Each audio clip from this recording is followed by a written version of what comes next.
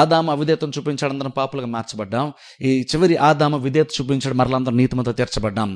అవిధేయత పాడు చేసింది, మరలా విధేయత మొత్తం సరిచేసింది. విధేయత చూపించి చూడు, నీ ప్రాబ్లమ్స్ అన్నింటినీ సెట్ చేస్తుంది. ఎందుకంటే ఆదాము అవిధేయత చూపించాడు, మొత్తం మానవజాతి అంతా ప్రాబ్లంకి వెళ్ళిపోయాం.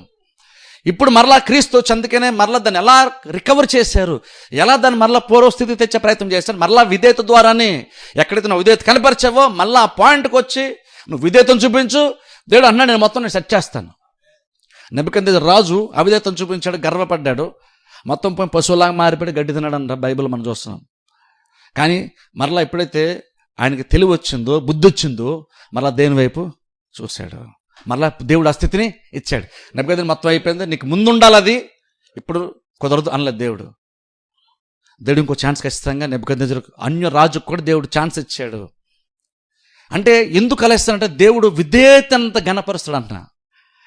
నెబుకద్నెజరు అంత అవిధేయత కనపరిచి, అంత తృణీకారం ఇజ్రాయేల్ ప్రజల గురించి, ఇజ్రాయేల్ దేని గురించి మాట్లాడి అహంకారముతో ఉండి తను ఎవరు ఆపలేరు అన్నట్లుగా అనుకుంటూ అవిధేయతను కనపరిచాడు, అహంకారం బట్టి గర్వించాడు, దేవుడు తోసేసాడు.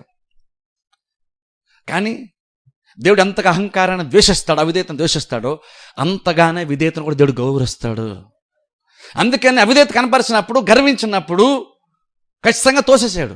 మళ్ళా ఆకాశం వైపు కళ్ళెత్తి చూసి దేవుని యొక్క బలిష్టమైన చేతి కిందకు వచ్చాడో అప్పుడు ఆటోమేటిక్ మళ్ళీ దేవుడు సింహాసనం మరలా ఇచ్చాడట. అంటే ఒకసారి చూడండి, అది ఆ స్టోరీ ఏం చెప్తుంది మనకి. ఒక వ్యక్తి అవిధేయత కనపరచడం మొత్తం పాడైపోయింది, మళ్ళీ విధేయత కనపరచగానే మొత్తం దేవుడు ఇచ్చేస్తున్నాడు తిరిగి.